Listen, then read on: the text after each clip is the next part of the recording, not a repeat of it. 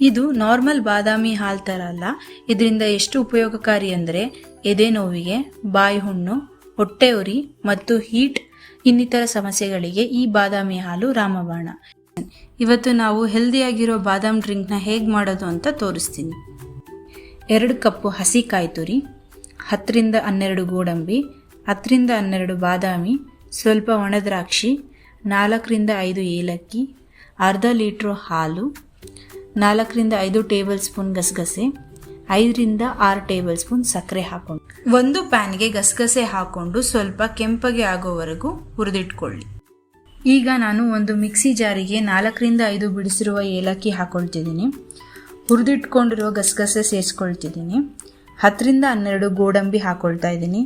10 ರಿಂದ 12 ಬಾದಾಮಿ ಹಾಕೊಳ್ತಿದ್ದೀನಿ.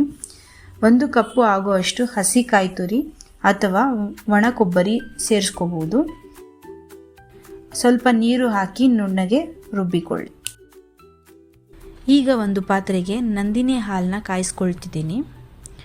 ಇನ್ನೊಂದು ಪಾತ್ರೆಗೆ ಗಸಗಸೆ ಬಾದಾಮಿ ರುಬ್ಕೊಂಡಿರೋದನ್ನು ಹಾಕಿ ಸ್ವಲ್ಪ ಕುದಿಸ್ಕೊಳ್ತಿದ್ದೀನಿ.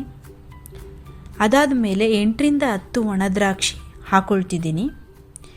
2 ರಿಂದ 3 ಸೆಕೆಂಡ್ ಆದಮೇಲೆ ಸ್ವಲ್ಪ ಸಕ್ಕರೆ ಅಥವಾ ಬೆಲ್ಲ ಸಹ ಸೇರಿಸ್ಕೊಳ್ಬಹುದು. ಸೇರಿಸ್ಕೊಂಡು 3 ರಿಂದ 4 ನಿಮಿಷ ಕುದಿಸ್ಕೊಳ್ಳಬೇಕು. ನಂತರ ಕಾಯಿಸಿರುವ ಹಾಲಿಗೆ ರೆಡಿ ಮಾಡಿಕೊಂಡಿರುವ ಬಾದಾಮಿ ಮಿಶ್ರಣವನ್ನು ಸೇರಿಸ್ಕೊಂಡು ಮತ್ತೆ 2 ರಿಂದ 3 ನಿಮಿಷ ಕುದಿಸಿದರೆ ಇನ್ಸ್ಟೆಂಟ್ ಆದ ಆರೋಗ್ಯಕರವಾದ ಬಾದಾಮಿ ಹಾಲು ready. Thank you for watching.